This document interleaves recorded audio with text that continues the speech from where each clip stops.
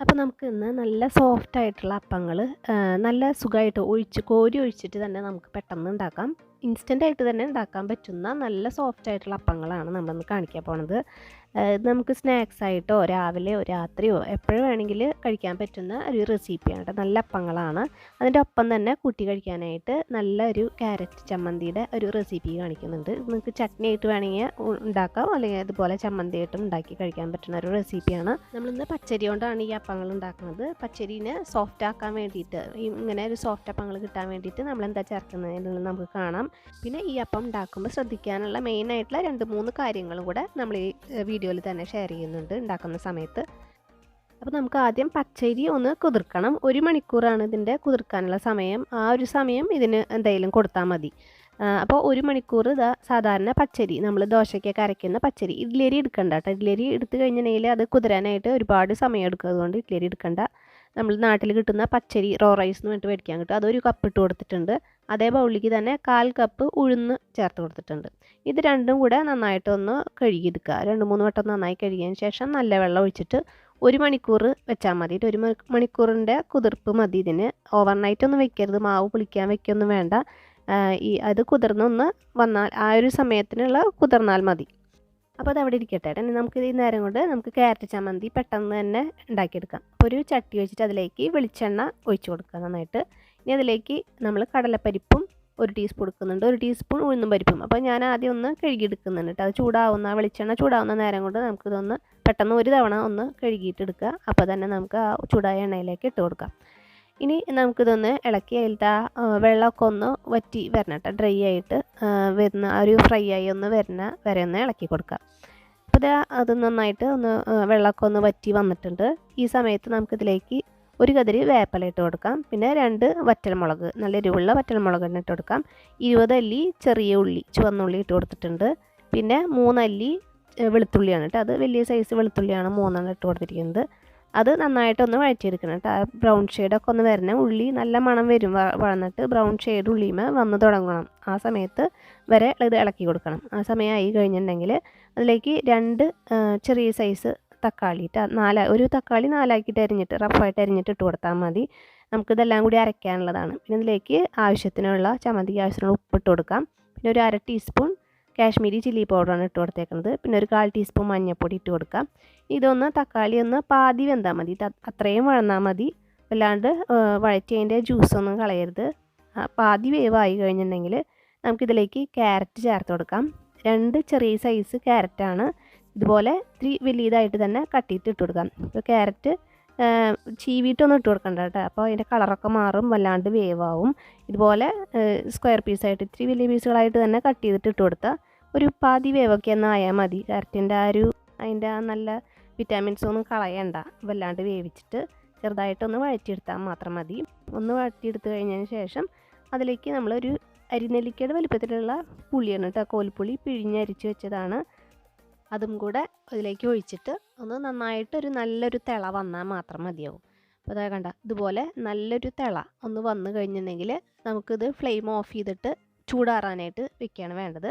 അപ്പോൾ ഇതിലേക്ക് ഈ സമയത്ത് മല്ലിയില ഇതിലേക്ക് അരയ്ക്കുമ്പോൾ നല്ലൊരു ഫ്ലേവർ കിട്ടാൻ മല്ലിയില വേണ്ടവർക്ക് മല്ലിയില വേണമെങ്കിൽ ഈ സമയത്തൊന്ന് ചേർത്തിട്ട് ജസ്റ്റ് ഒന്ന് ഇളക്കിയതിന് ശേഷം ഓഫ് ചെയ്തിട്ടാൽ മതിയാവും.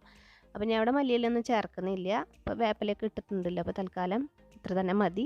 ഒരു നാടൻ ടേസ്റ്റിൽ അങ്ങനെ ഇരിക്കട്ടെ. ഇനി അത് ചൂടാറാൻ വെച്ചിട്ടുണ്ട് കേട്ടോ. അപ്പോൾ അത് 1 മണിക്കൂർ കഴിഞ്ഞ് എൻ്റെ ഒരു 1.25 മണിക്കൂർ ആയിട്ടുണ്ട്. ഈ സമയത്ത് നമ്മൾക്ക് ആ വെള്ളത്തിൽ നിന്ന് ഇങ്ങോട്ട് വാർത്തെടുക്കുക, നല്ലോണം വാർത്തെടുക്കുക. നമ്മളിത് വെള്ളത്തിലല്ല അരയ്ക്കണത് കേട്ടോ. അപ്പോൾ അത് നന്നായി വാർത്തെടുത്തതിന് ശേഷം അതുപോലെ കാച്ചി ചൂടാറിയ പശുവും പാലാണ് കേട്ടോ. ഇത് കൊണ്ടാണ് നമ്മളിത് അരയ്ക്കണത്. അപ്പോൾ നല്ല സോഫ്റ്റായിട്ട് തന്നെ കിട്ടും. 1/2 കപ്പ് ഒഴിച്ചിട്ടുണ്ട്. ഇത് അരയ്ക്കാൻ എത്രയാണ് ആവശ്യം അതിനനുസരിച്ചിട്ട് ഒഴിച്ചിട്ട് അരച്ചെടുക്കാം. ഞാൻ ഇവിടെ 1/2 കപ്പോളം വന്നിട്ടുള്ളത് അരയ്ക്കാനായിട്ട്. അതിൻ്റെ ഒരു കൺസിസ്റ്റൻസി ഞാൻ കാണിച്ചു തരാം. അപ്പോൾ അതാ കണ്ട, ഇതുപോലെ. ഇപ്പോൾ അരയ്ക്കുമ്പോൾ തന്നെ ആദ്യമേ തന്നെ വല്ലാണ്ട് ലൂസാക്കിയിട്ട് അരയ്ക്കേണ്ട. അപ്പോൾ കുറച്ച് കട്ടിയിൽ അരച്ചാൽ നമുക്ക് പിന്നീട് വേണമെങ്കിൽ ലൂസാക്കാം, കുറച്ചും കൂടെ പാല് ചേർത്തിട്ട്. അപ്പോൾ അരച്ചതിന് ശേഷം ആ ഒരു കൺസിസ്റ്റൻസിയൊക്കെ റെഡിയായി കഴിഞ്ഞാൽ അതിലേക്ക് കുറച്ച് ആവശ്യത്തിനുള്ള ഉപ്പ് കൂടെ ഇട്ടിട്ട് ഒന്നുകൂടി ഒന്ന് അടിച്ചെടുത്തിട്ടുണ്ട്. ഇത്രയേ ഉള്ളൂ. ഇത് ബൗളിലേക്ക് ഒഴിച്ചിട്ടുണ്ട്. ഞാൻ ഒന്നും കൂടി ഇത് കയ്യിലോണ്ടൊന്ന് കോരി കാണിച്ചു തരാം. കണ്ട, വല്ലാണ്ട് കട്ടി പാടില്ല, എന്നാൽ വല്ലാണ്ട് ലൂസും പാടില്ല. വല്ലാണ്ട് ലൂസായാലും അതാകെ അങ്ങോട്ട് നമ്മൾ കോരി ഒഴിക്കുമ്പോൾ അതങ്ങോട്ട് ഒഴുകി പോവും. വല്ലാണ്ട് കട്ടിയായി അത് വീർക്കില്ല. അപ്പോൾ അതിൻ്റെ ഇടയിലുള്ളൊരു പരുവത്തിന് അതാക്കി വെച്ചിട്ടുണ്ട്. അതേ ചമ്മന്തി ചൂടാറിയിട്ടുണ്ട്. നമുക്കതൊന്ന് അരച്ചെടുക്കാം. മിക്സി ജാറിലിട്ടിട്ട് വെള്ളമൊന്നും ചേർക്കാതെ തന്നെ അരച്ചെടുക്കുക. നമ്മൾ ഇത്തിരി തരിതരിപ്പായിട്ട് ഒരു 95% ഞാൻ അരച്ചെടുത്തിട്ടുള്ളൂ. അങ്ങനെ അരച്ചിട്ടുണ്ട്. ഇപ്പോൾ വെള്ളം നിങ്ങൾക്ക് ഒരു ചട്നിയായിട്ട് വേണമെങ്കിൽ ഉണ്ടാക്കാം കേട്ടോ. അപ്പോൾ അങ്ങനെയാണെങ്കിൽ പുളിവെള്ളം കുറച്ച് കൂടുതൽ വെള്ളം ഒഴിച്ചിട്ട് പിഴിഞ്ഞ് ഒഴിച്ചാൽ മതി. ചമ്മന്തി റെഡി ആയിട്ടുണ്ട്. പിന്നെ അടുത്ത ടിപ്പ് എന്താണെന്ന് വെച്ചിട്ടുണ്ടെങ്കിൽ ഞാൻ ആദ്യം ഇത് നമുക്ക് ആ മാവ് ഞാൻ ആദ്യം കോരി ഒഴിച്ചത് ഇതുപോലെ എൻ്റെ ട്രൈപ്ലൈ സ്റ്റെയിൻലെസ് സ്റ്റീലിൻ്റെ സാധാരണ വറക്കാറുള്ള പാനിലാണ് ഞാൻ ആദ്യം ഉണ്ടാക്കിയത്. പക്ഷേ അതിൽ കോരി ഒഴിച്ചപ്പോൾ സംഭവം അത് വീർത്ത് വന്നിട്ടുണ്ടായിരുന്നു ഉള്ളിൽ. പക്ഷേ അടിയിൽ സ്റ്റിക്കായിട്ട് അങ്ങനെ ഇരിക്കുകയായിരുന്നു. ഭയങ്കരമായിട്ട് ബുദ്ധിമുട്ടി. നല്ലോണം തിക്കിയൊക്കെ രണ്ടെണ്ണം ഉണ്ടാക്കി നോക്കിയപ്പോഴൊന്നും റെഡി ആയില്ല. എന്നിട്ട് ഞാൻ അതേ ഓയിൽ തന്നെ നോൺ സ്റ്റിക്കിൻ്റെ പാനിലേക്ക് ഒഴിച്ചു. അപ്പോൾ നല്ല കറക്റ്റായിട്ട് വന്നു. തീരെ നമുക്കൊന്നും കയ്യിലോണ്ടൊന്നും തൊടേണ്ടി വന്നേ ഇല്ല. അത് തനിയെ നമുക്ക് നോക്കി നിന്നാൽ മാത്രം മതി. തനിയെ ഇത് പൊങ്ങി വന്നോളും. അപ്പോൾ നമ്മുടെ വീഡിയോസ് കണ്ടിട്ട് ഇഷ്ടപ്പെട്ടെങ്കിൽ ഒന്ന് ലൈക്ക് ചെയ്ത് സപ്പോർട്ട് ചെയ്യാനും ആരും മറക്കരുത്. അപ്പോൾ ഇതാണ് മെയിനായിട്ടുള്ളൊരു കാര്യം കേട്ടോ. നോൺ സ്റ്റിക്കിൻ്റെ പാനിൽ ഉണ്ടാക്കണം. നിങ്ങളുടെ വീട്ടിൽ മീൻ ഫ്രൈ ചെയ്യുന്നതൊക്കെ നോൺ സ്റ്റിക്കിൻ്റെ പാൻ ഏതെങ്കിലും ഒരെണ്ണം ഉണ്ടാവും. അതിൽ ഇതുപോലെ ഫ്രൈ ചെയ്യുക. പിന്നെ നല്ല ചൂടായി കഴിഞ്ഞിട്ടുണ്ടെങ്കിൽ എണ്ണ ലോ ഫ്ലെയിം ആക്കി വെച്ച് കൊടുക്കാം. അപ്പം ഞാൻ എൻ്റെ വലിയ ബർണറിലാണ് ഞാൻ ലോ ഫ്ലെയിം. നിങ്ങളുടെ കുഞ്ഞിയ ബർണറൊക്കെ വെച്ചിട്ടുണ്ടെങ്കിൽ ഒരു മീഡിയം ഫ്ലെയിമിലൊക്കെ ഇട്ടാൽ മതിയാവും. ലോ ഫ്ലെയിമിൽ ഇട്ടാലാണ് ഇത് കോരി ഒഴിക്കുമ്പോൾ അത് തനിയെ പൊങ്ങി വരും. പൊങ്ങി വരുന്നതോട് കൂടിയിട്ട് നമ്മൾ അതിൻ്റെ മുകളിലേക്ക് എണ്ണ അങ്ങനെ കോരി ഒഴിച്ചു കൊണ്ടേയിരിക്കുക. അപ്പോൾ അതിങ്ങനെ വീർത്ത് ഇങ്ങനെ വരും. അപ്പോൾ ഒരെണ്ണമായിട്ട് ഉണ്ടാക്കാം. ഇതുപോലെ പരന്ന പാൻ വെച്ചിട്ടുണ്ടെങ്കിൽ ഞാൻ 2-3 എണ്ണമൊക്കെ ഒരുമിച്ചൊക്കെ നമുക്ക് ഉണ്ടാക്കാനായിട്ട് പറ്റും. അതും ഉണ്ടാക്കിയിട്ടുണ്ട്, ഞാൻ കാണിക്കാം.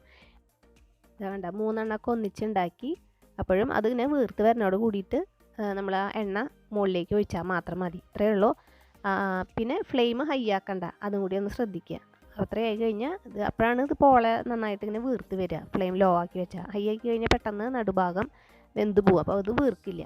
ലോ എന്ന് പറഞ്ഞാൽ ഞാൻ പറഞ്ഞ പോലെ ചെറിയ ബർണറാണെങ്കിൽ മീഡിയം ഫ്ലെയിമിലിട്ടുണ്ട്. അതല്ലാണ്ട് ലോ ആക്കിയാലും അത് വീർക്കില്ല. അപ്പോൾ ഒരു മീഡിയം ഫ്ലെയിമിലിട്ടിട്ട് ഉണ്ടാക്കിയാലാണ് അത് നന്നായിട്ട് ഇങ്ങനെ വീർത്ത് പൊളച്ച് വരും.